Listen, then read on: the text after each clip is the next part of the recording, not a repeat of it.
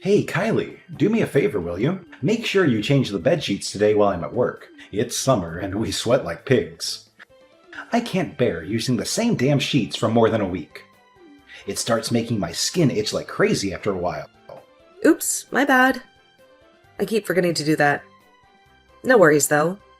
As soon as I'm done with what I'm currently doing, I'll change the bed sheets in a jiffy. Wow, you've really become a scatterbrained mess lately. I knew giving birth could mess with your head, but this is beyond ridiculous. Get it together, seriously.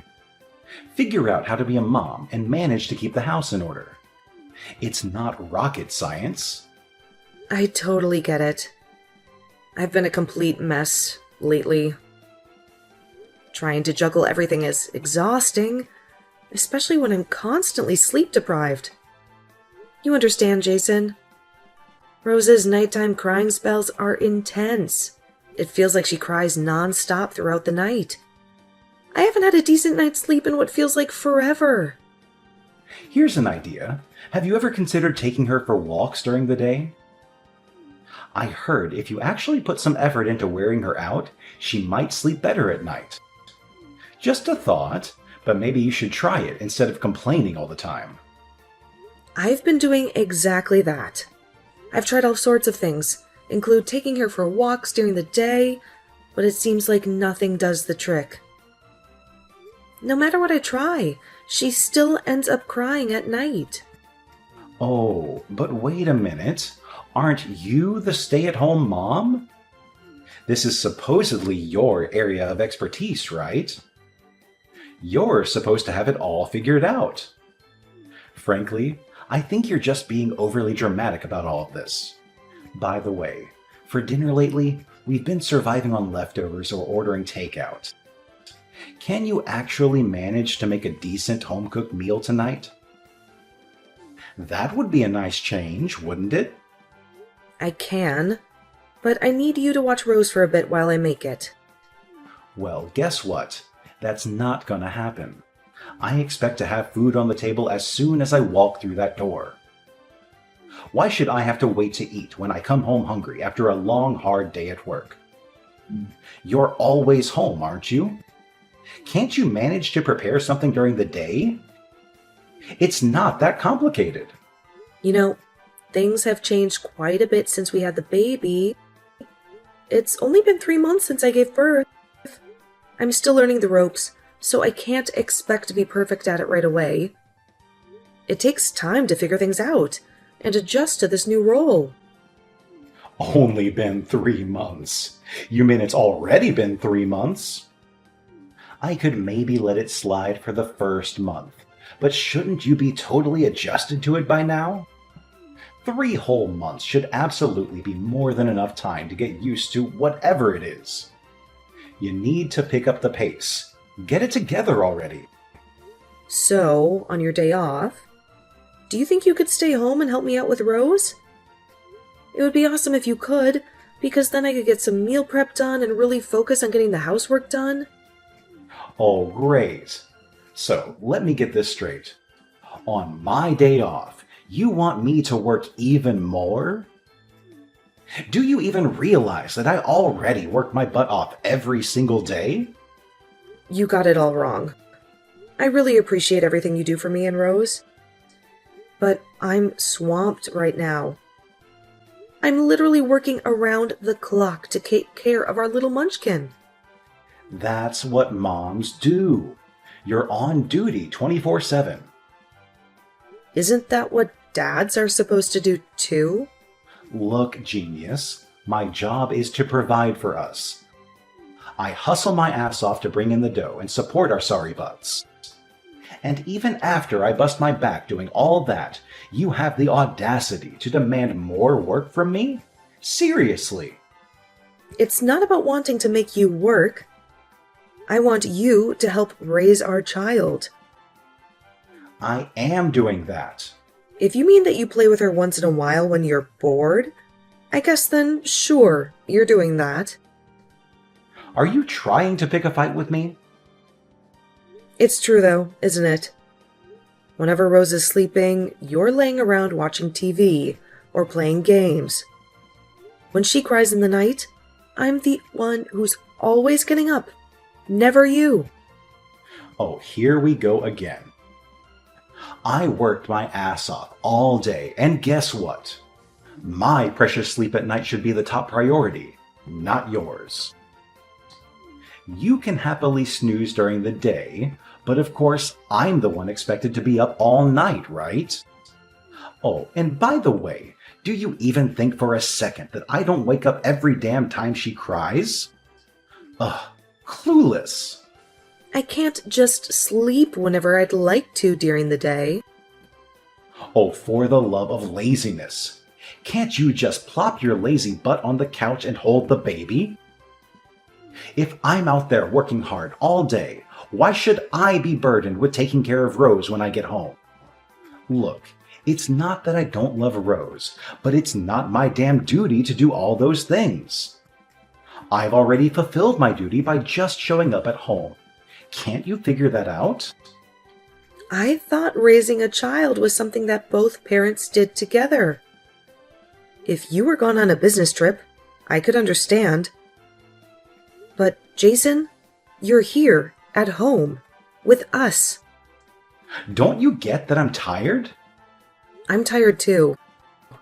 Honestly, you're being such a baby about all this. There are plenty of people out there who raise kids all by themselves. You don't even work. How could you say that you don't have time to take care of our kid? Why would you say that? Forget it. I've already wasted all of my break time talking to you. Anyways, change the sheets before I get home. Then, actually make some dinner. Stop being a baby. Jason, please. I'm begging you. Please come home. Huh? Why? You know why? I told you this morning, Rose and I both have really high fevers. They just keep getting higher and higher. I can't look after Rose and get the rest I need. If Rose has a fever, then she should be no problem, right? She's just peacefully sleeping, right? She'll just suddenly start crying, so I need to be constantly holding her.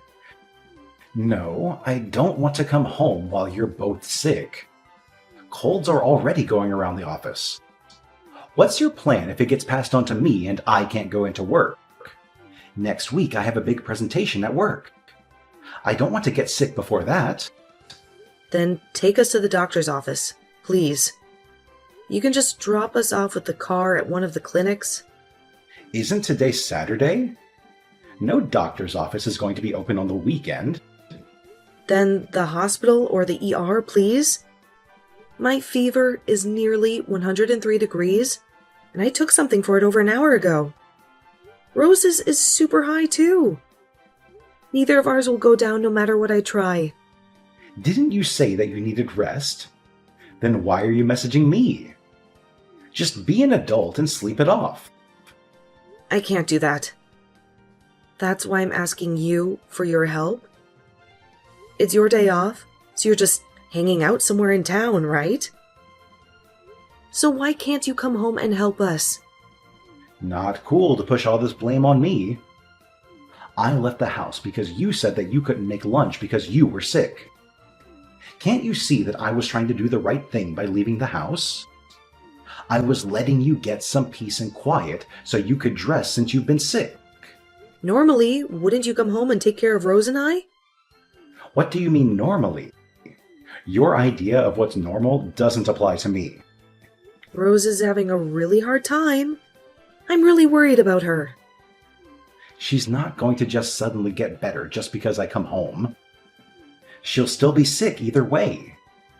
Stop being so dramatic. You two are fine. Fine. I see how it is. No matter what I say or do, you won't actually listen to me. I won't rely on you anymore, Jason. I'll stop asking you for help. What are you saying? You can't live without relying on me. I'm the one supporting you. Someone who wouldn't take care of me or my daughter if we passed out isn't someone I can consider as family. So that's how it is. Even after all I've done for you two. Fine. Try to live on your own without my help then. I'm too pissed to come home tonight anyways. On top of that, you guys are sick, and I don't want to catch a cold before my big presentation at work. I'll just stay at a hotel. Fine. I'll stop doing the housework then. You'll have to stop relying on me too, Jason. Kylie, I haven't seen you for days. What have you been up to? Quit this little act. Get a grip and just come home. Excuse me? After all this time when you finally decide to reach out to her, and that's what you say? You weren't worried at all about their high fevers. Like at all? If you wanted me to worry about it so much, you should have done the housework. Where did you go? Seriously? Did you use your cold as an excuse to get out of doing the chores and going to vacation somewhere? Man, being a housewife is really a sweet deal. You're always talking about how hard it is, though. You're the one who needs to get a grip. What's that supposed to mean? Jason, you need to listen to me. Your wife and child have passed away.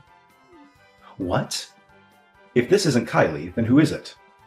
Jason, it's your mother. Huh? You can't be serious. Mom, knock it off. This isn't funny. Is this some sort of sick joke? Why the hell do you have her phone? No, it's the truth. They're both dead. What the hell do you mean Rose and Kylie are dead? They can't be. You left them both at home with high fevers. To go do who knows what while they were suffering at home. After you said you wouldn't come back home that evening, Kylie called me and I rushed them to the hospital. As soon as we got there, they were admitted on the spot. So the two of them are fine, right? All of this could have been prevented if you just listened and gone home instead of doing whatever you were doing. There was nothing wrong with that. I had a big presentation at work. I didn't want to get sick. It's not a big deal. Stop this line. This is an awesome sort of sick joke between you two. They're really fine, right? They have to be alive. If you're really upset, then why didn't you rush home to take care of them? You're right, though. I was lying. Kylie and Rose are actually alive. But it was really close. They were in critical condition. The doctors were really worried. If they had gotten to the ER any later, who knows what would have happened. It was just a cold. That's not that big of a deal. There's no way someone can die just from a stupid little cold. Kylie's health has been suffering for a while now. Of course you were too concerned with other things to realize that. She was so sleep-deprived, she had no energy, and it's really taken a toll on her immune system. When I finally got to your house, she was passed out on the ground. Thankfully, I was able to wake her up, just enough to get her and Rose to the hospital. What? That can't be. It was just a little cold. They should be fine. That's not something you can be hospitalized for. Since Kylie has been unconscious all this time, she hasn't been able to breastfeed Rose. If she hadn't called me, it really would have been a fatal scenario. I can't even begin to imagine. Are you still completely ignorant? Despite all of her pleading, you just left them there, like they were nothing. Do you care at all? Honestly, I can't believe you're my son. I didn't raise you to be like this. I'm truly disgusted. So are they still in the hospital right now, or are they at your house now? Honestly, you don't have the right to know. Regardless, I promised Kylie I wouldn't tell you. Wait until you hear from Kylie. She'll reach out when she's able to and ready. Poor girl. Why won't you tell me how to get in touch with my wife? Since you're using her phone, she must be right there with you. Put her on the phone right now. I need to talk to her. Kylie still isn't doing well. She isn't healthy enough to talk to you, or anyone for that matter. If what you think you did was wrong, then just wait to hear from her when she has the strength. You need to come to terms with what you've done. You need to seriously reflect on all you've put her and the baby through up until now. Kylie, come back. We still haven't finished talking. Why should I come back? I already know how you feel. No, you don't know how I feel. You thought you could suddenly come home, hand me the divorce papers, then leave like it was nothing? Isn't that a bit premature? Isn't that a bit selfish of you? It should be obvious to anyone why I want to divorce you. It's because I didn't look after you and Rose when you were sick, right? That was just the straw that broke the camel's back. I was already at my wit's end when that happened. I've honestly been thinking about it ever since I had Rose. For weeks, I was questioning what was going on in my life and why I was in this situation. Why won't Jason help with the baby? Why won't he help me with the housework? Have I done something to deserve this? These questions ran through my head day in, day out. I was having a hard time. I gave birth, but despite that, you wouldn't help with anything. That's because I had to work too. I had to go to work to support us. You could still have helped with the cleaning and Rose on the weekend, couldn't you? Despite all that, you said since I'm a housewife you were going to leave everything to me. Sorry, but I refuse to raise a child with someone who's unwilling to do their share. Hold on a second. First, let me apologize. Even if you did apologize now, I don't know if I have it in me to forgive you. Kylie, I am so sorry. I heard what happened from my mom. I see now that what I did was stupid and wrong. I'm so incredibly sorry. I saw the text between you two. You weren't worried even a little about us. You said I was just faking to try to get out of housework. That's because I didn't know that you were in the hospital. If I had known, then I wouldn't have said that. So, if I wasn't in the hospital, you still would have blamed me? So your anger would have been justified? I'm so scared to think what would happen if I got sick again. I get goosebumps just thinking about it. What's the point of having a husband and father if you can't rely on them when you need help? What good is there to be married to someone like that? I wasn't thinking. What I said was shallow. Since you had a cold and it was just a fever, I didn't think that it was a big deal. People die from fevers all the time. Fevers don't just have the potential to kill. They can also leave people disabled. I didn't know that. I'm sorry. From now on, I promise to do everything that I possibly can to take care of you and Rose. Please, give me one more chance. You've had more than 3 months worth of second chances. It's honestly weird to me. It took me saying, let's divorce, for you to notice that something was wrong with our marriage. I thought you were smarter than that. I can't count how many times I've asked you for help. How many times did I ask you to help with Rose and the housework? I tried to accommodate you too.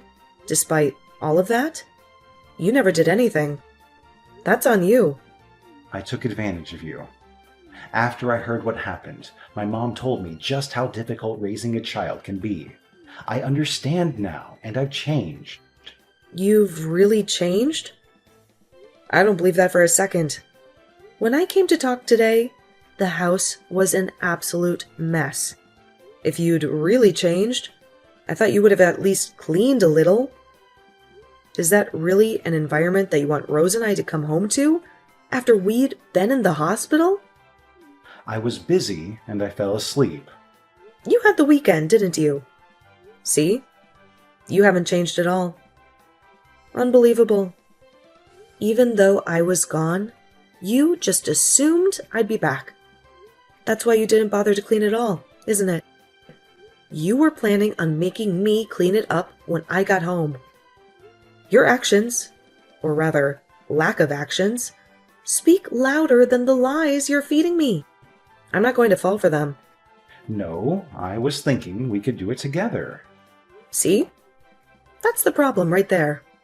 If you really had felt sorry, then you would have taken the initiative and cleaned. You're nothing but talk. I know that if I come back, I'll be left taking care of everything on my own. No, you wouldn't have to do everything on your own. I really will do it. I'll help cook and clean. Whatever you want. Please, we can work this out. I'll change. Kylie, please come back. I'm begging you. I really do care about you and Rose. I care about you two with my whole heart.